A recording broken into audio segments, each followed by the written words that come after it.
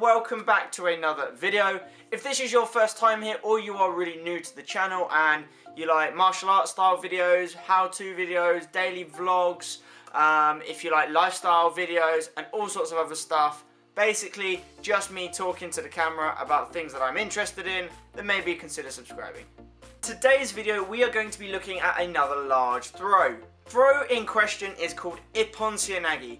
From Japanese to English, that translates to one arm or single arm shoulder throw. Now, the way that you do this technique is you move to the inside of the person's punch, avoiding being hit in the first place, taking hold of their elbow with your first leading arm, and then placing your other arm as close to their armpit as possible. What you then do is you rotate on your foot, the foot that steps inside, you rotate on that foot, swinging your other leg round until you are directly in front of them. At that point, you should have your arms up high, holding on to theirs. You should be stood directly in front of them with a little bit of distance between them and you. You need that distance so that you can draw their balance. You drop your weight and you pull them using their arm and their shoulder over the side. Now there is a judo version of this which is a lot more of an over the head technique. So rather than sort of turning off to the side and throwing them more over your hip, you are literally throwing them directly over the top. It is a much larger throw, but it does take a little bit more time and you do have to drop down a little bit lower in order to take their balance. In terms of the jiu-jitsu style that we do, what you're aiming to do is stick your hip out. No, it isn't really a hip throw, but you're looking to stick your hip out and pull them around your side more rather than directly over your head. The way I like to think of this and the way that I teach my students is imagine you've got yourself an axe, a double-handed axe, and there's a tree there, and as you're pulling them round, you're pretending that you're slicing into a tree with an axe. So you're holding onto them and bringing this round. If you had an axe, you're chopping. Now this is a really powerful throw, guys, and actually it is most suited for people who are slightly smaller, because the idea is that you move in, you drop your balance way down low, and that person literally flies over the top of you. And obviously the taller you are, the lower and the quicker you've got to drop in order to get yourself below that person's center of gravity. Obviously this will change depending on the height of the aggressor, depending on the height of the person that's trying to hit you or cause you harm, but the idea is that you're dropping your weight lower, if not significantly lower than their center of gravity, in order to get them to trip over the top of you and fall on the floor. Well, there's only so much I can do to describe this technique and to explain it to you, but the reality is you need to actually see it firsthand. So guys, let's go on to the tatami. Let's go and see me demonstrating this technique on Sam, my training partner, and one of my students.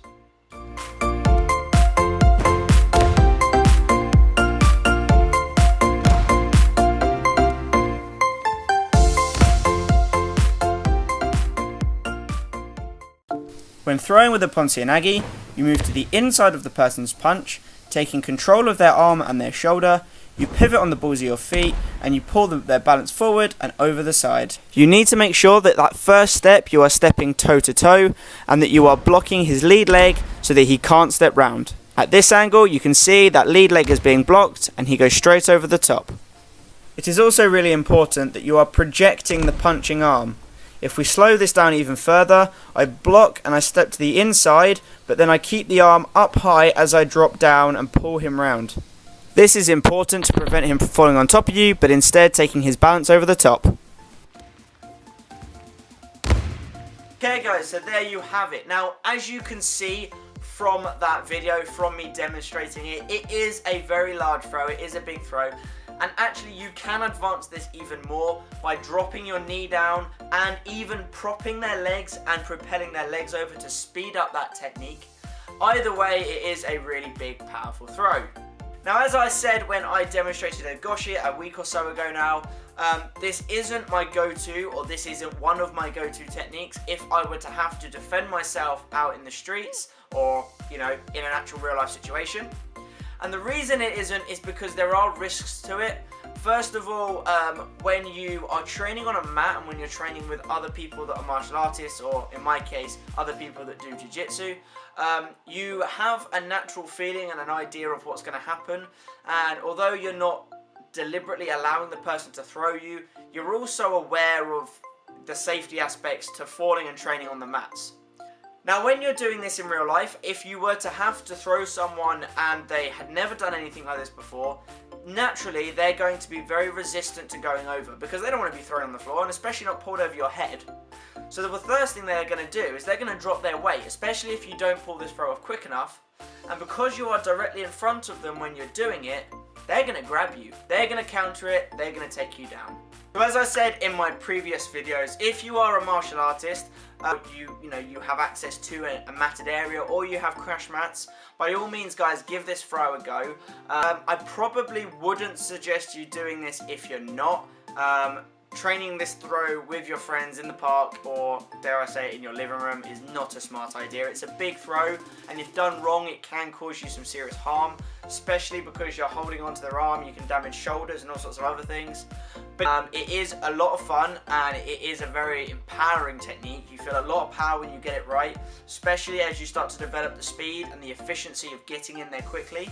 But as I already said, as a self-defense technique, there are others I would definitely take preference over.